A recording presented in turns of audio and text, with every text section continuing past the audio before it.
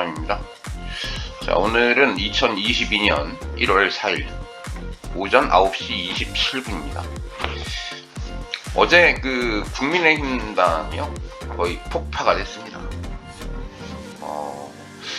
글쎄요, 뭐 지지율 하락 연초에 발표됐던 그 여론조사 결과 때문에 그런 걸 수도 있고 여러 가지 복잡 다단한 이유가 있어서 어제 하루 종일 모든 매체에서 정신없이 그냥 국민의힘당 얘기로만 가득 찼던 그런 날이었는데, 그래서 뭐 나름대로 제 생각을 좀 정리를 해봤어요. 왜 이러냐, 뭐가 문제냐, 그죠?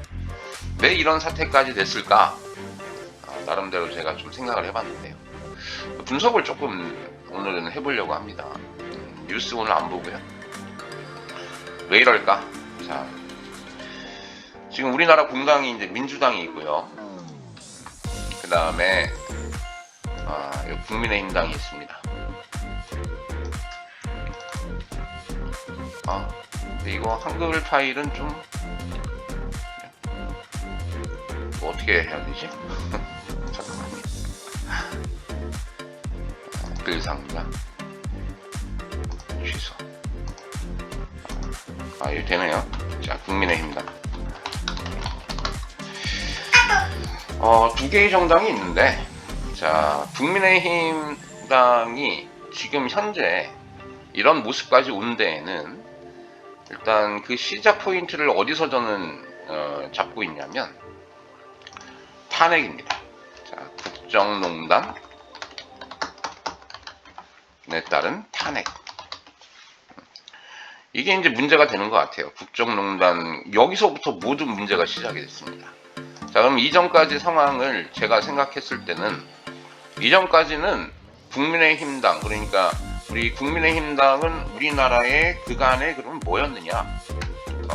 주류라고 생각을 해요, 저는.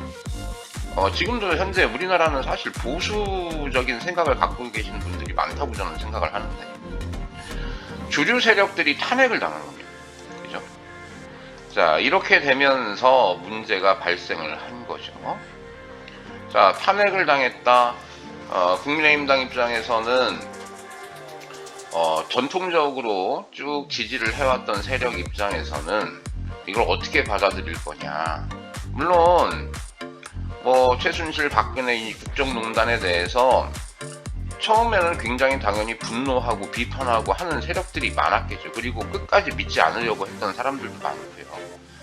어쨌든 그분들은 점점 시간이 지나면서 본인들이 부끄러워질 수 있죠.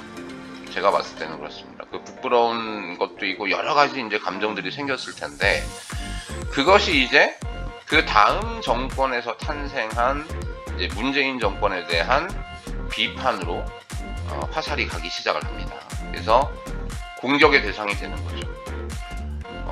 그러면서 이게 점점 시간이 지나면서는 어떤 복수, 보복 이런 거에 대한 강렬한 염원이 생겼던 것 같아요. 자, 그러면 그들을 우리가 이제 생각을 해봅시다. 그분들을 우리가 기존의 이제 지지층, 이분들은 어쨌든 본인들이 잘못한 건 잘못한 거고, 그래서 본인 세력이 잘못한 건 했는데, 거기에 대해서 시간이 지나면서는 그럼 니들은 얼마나 잘하냐 하면서 이제 모든 것을 비판적으로 보기 시작을 했고, 현 정권에 대한 반발심이 지금 가득하죠. 현 정권에 대한 반발심이 가득한 걸로 보입니다. 자, 이게 이제 기존에 있는 보수층의 심리라고 보면 제가 봤을 땐 그래요. 그러면 그 다음은 뭐냐? 자, 문재인 정권 하에서 지금 여러 가지 정책들, 다 모든 정책들이 잘 되진 않았을 거예요. 그죠? 특히 이제 뭐 부동산 정책 이런 것도 있겠습니다만, 전 그거보다도 가장 중요한 건 우리 사회가 지금 어디로 가고 있느냐? 그 복지 정책을 확대하는 방향으로 가고 있어요. 그래서 복지라고 하는 것이 강화되면 강화될수록 국가의 역할이 굉장히 강조가 되고요. 국가의 역할이 강조된다는 것은 반대 의미로 뭐냐면, 시민의 자유의 일정 부분 침해가 가해질 수밖에 없습니다. 그래서 거기에 대한 신진 보수층들이 생겨나기 시작을 했다고 생각을 합니다. 그러니까 문재인 정권 하에서 기존의 어떤 탄핵에 대한 어떤 반발심을 가지고 있던 기존의 어떤 보수층 말고 현 정권의 어떤 복지 정책이라든가 지나친 정부 간섭이라든가 이런 부분들에 대해서 보다 자유를 갈망하는 그런 새로운 보수층들이 생겨나기 시작을 했다고 생각을 해요. 자, 이게 이제 그러면은 어떤 자유를 갈망하고 변화를 갈망하는 거잖아요. 어쨌든 복지 정책에 대한 반발로서 나온 거기 때문에 현재 사회에 대한 현재 흐름에 대한 또 반발이란 말이죠. 그래서 보수지만 변화를 원하는 그러면서 보다 자유로움을 추구하는 새로운 보수층들이 생겨나기 시작을 했는데 그럼 그 세력들이 어디에 분포를 할 거냐? 저는 2030이라고 보는 겁니다. 새로운 2030의 보수 세력이 생겨나기 시작을 했다. 그리고 젊은 층, 뭐 꼭 2030이 아니다 하더라도 다른 어떤 그 연령대에서도 마찬가지로 이런 새로운 보수층들, 자유에 대한 갈망이라고 할까요? 이런 것들이 조금 생겨나기 시작한 거예요. 자, 그래서 이렇게 두 개의 세력이 어쨌든 우리 보수를 대표하는 그런 정당은 국민의힘당이지 않습니까? 국민의힘당이 다 이제 합쳐지려고 하는데, 자, 문제는 기존에 있는 보수층들은 아무래도 그 어떤 새로운 어떤 변화라든가 이런 것들을 원하는 것이 아니고 일단은 지금 당장엔 정권 심판, 현 정권에 대한 반발 이런 것들이 주를 이루고 있는 상황이고요. 기존의 국회의원들, 기득권 세력들은 국민의힘에서 말이죠. 바로 이 기존 보수층에 굉장히 많이 의존을 하고 있습니다. 제가 봤을 때는. 그런데요. 새로운 보수층들 이분들은 지금 국민의힘에 완전히 지지를 보낸다는 아닙니다. 제가 봤을 때는 보수기 때문에 보수 정당에 발을 담그고는 싶은데 얘네들이 너무 강한 거죠. 기존 보수층과 그들을 대표하는 기존 국회의원의 권력의 힘이 너무 강합니다. 이분들이 권력을 나눠주려고 하질 않아요. 자, 그러니까 새로운 보수층 입장에서는 이거 뭐 여기 확실하게 국민의힘에다가 내가 지지를 보내야 되겠느냐 이런 이제 갈등이 생기게 되겠죠. 자, 근데 그러한 것을 해소해줬던 게 결국은 누구냐면 이준석 대표로 보는 거죠. 저는 이준석 대표가 그 새로운 보수층들을 확고하게 국민의힘의 지지 세력으로 끌어들이려고 하는 노력을 했다는 겁니다. 자, 그런데요. 문제는 이 기존 국회의원들, 자, 여기가 지금 보면 윤핵관이라고 하는 그런 세력이라고 볼 수가 있어요. 어떻게 보면 이 기존 국회의원이라고 하는 윤핵관이라고 하는 또 제가 생각했을 때는 기득권층, 이분들이 권력에 대한 독점 권력에 대한 욕심이 너무 강해요. 자, 우리 아까 탄핵부터 시작을 한다라고 했죠. 자, 일반 우리 이 보수를 지지하는 보수 계층들은 이렇게 이제 제가 기존 보수층과 새로운 보수층 두 가지로 나뉘었다 이렇게 말씀드렸는데, 그럼 국회의원들은 어떠냐? 국민의힘당을 지금 정당 안에서 국회를 이끌어가고 있는 이 국회의원들은 어떠냐? 탄핵이 됐잖아요. 그들이 내세운 대통령이 탄핵이 됐어요. 하지만 아무도 책임을 지지 않았습니다. 지금 보시면 국민의힘당의 새로운 얼굴, 새로운 의원들이 누가 있습니까? 그나물의 그 밥이죠. 탄핵 때 있었던 국회의원들 그대로 다 있습니다. 새로운 변화를 가져오는데 실패했다는 거죠. 이들이 권력을 내려놓기를 거부를 합니다. 자, 실제로 이제 우리가 탄핵 국면에서 국회의원들은 두 가지로 움직였어요. 그냥 국민의힘당에 머물러 있었던, 그 당시 당명은 달랐습니다만 있었던 대부분의 사람들이 있고, 탄핵을 함께 주도했던 세력들은 떨어져 나왔죠. 그래서 바른미래당을 만듭니다. 그 바른미래당을 만드는 과정 속에서 또 뭐 이준석 대표도 같이 나왔었죠. 그리고 아이러니컬한 거는 당시 지금 윤핵관이라고 불리는 많은 사람들이 이준석 대표와 함께 바른미래당에 갔죠. 그 당시. 자, 근데 그들이 왜 갔을까? 가만히 생각을 해보면 정말 이 탄핵이 옳다라고 생각을 해서 찬동을 하고 그 다음에 이 당을 뛰쳐나가서 새로운 당을 창당한 것이 아니라는 게 지금 드러나는 겁니다. 제가 봤을 땐. 그들은 그냥 권력을 찾아 떠난 거예요. 그들은 이 당이 희망이 없을 거라고 생각을 하고 나갔는데 나가보니 더 희망이 없어. 그래서 다시 돌아온 거죠. 그리고 그 당시에 살짝 본인의 권력에 그 누수가 생겼단 말이에요.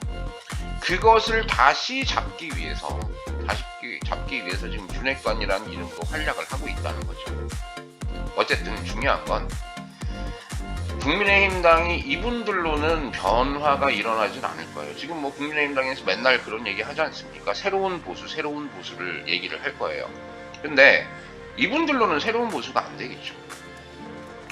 새로운 세력들이 들어와야 됩니다. 젊은 세력들, 새로운 보수를 지향하는 그런 보수 세력들이 들어와서 당 전체가 건전하게 탈바꿈을 해야 되는데 그 갈등이 지금 있는 상황이에요. 근데 중요한 건 뭐예요? 지금은 대선 정국이라는 거예요. 대선 정국. 이게 문제잖아요. 하필이면 이 문제가 대통령 선거를 앞두고 지금 터져버린 거예요. 이준석 대표가 그래서 지금 욕을 많이 먹잖아요. 이 시점에 과연 이러한 권력 싸움을 해야 됐었느냐. 그렇죠? 물론 겁이 났어. 이게 뭐가 문제였냐면 처음에 그 윤석열 후보가 처음에 이제 후보가 되고 나서 너무 지지율이 높았어요. 그러니까 권력을 잡을 거라고 생각을 하는 거죠. 본인들이 국민의힘당에서 이번 대통령 선거는 별일 없으면 되겠다. 우리가 권력을 잡겠네. 이 생각이 너무 가득했던 거예요. 처음에. 그러면 지금은 권력이 없는 상태지만 권력을 갖게 될 거라고 생각을 하니까 그 권력을 두고 그럼 싸우기 시작합니다. 그래서 이준석 대표도 그게 이제 머릿속에 그려진 거겠죠. 대선에서 우리가 승리를 한 이후에 생각을 한 겁니다. 이때 우리 당이 또다시 정체되고 변화가 없이 이렇게 진행이 되면 지금 당장의 권력을 잡는다 하더라도 이후는 당의 미래가 어렵다라고 생각을 한 거죠. 앞서간 겁니다. 자, 이 윤핵관이란 분들도 당연히 본인들이 권력을 장악하기 위해서 생각을 했던 거예요. 이미 이건 다 된 밥이다. 그럼 우리가 권력을 어떻게 나눠 가져야 되느냐. 그러니까 뭐 선거 전략도 뭐 별로였죠. 그죠? 근데 이렇게 된 거예요.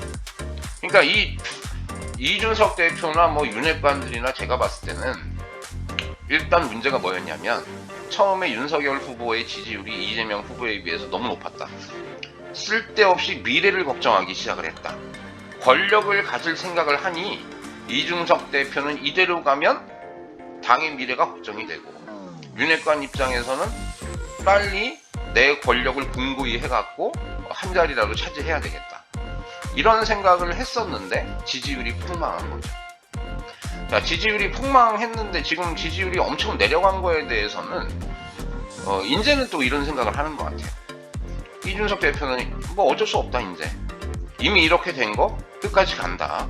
그래서 어쨌든 당을 좀 변화시켜야 된다라는 입장인 것 같아요.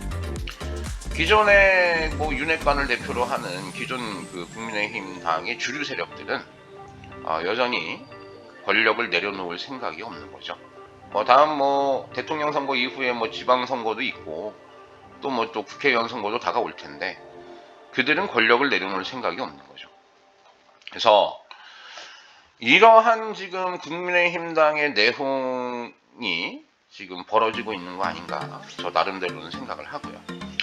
그 다음에 우리가 또 하나 생각을 해봐야 될 게 마지막으로 보이지 않는 손이 있습니다.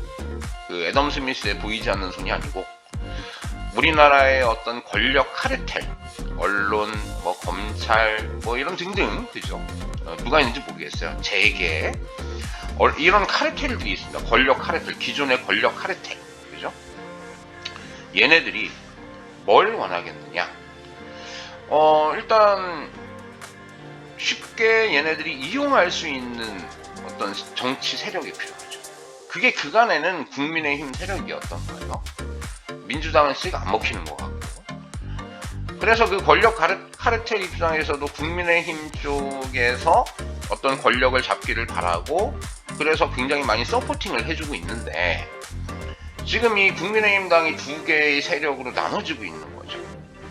이준석 대표를 중심으로 하는 어떤 새로운 변화를 지향하는 그런 보수층들, 그 다음에 이제 기존에 있는 보수층들, 이 두 세력 간에 그러면 이 권력 카르텔은 누구 편을 들 거냐, 애매해진 거죠.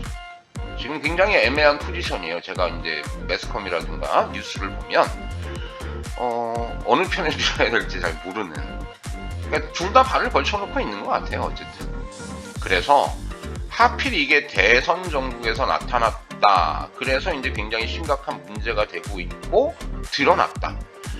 긍정적으로 보면 저는 그런 생각을 합니다. 민주당이 한 10년인가 20년인가 굉장히 혼란스러웠죠.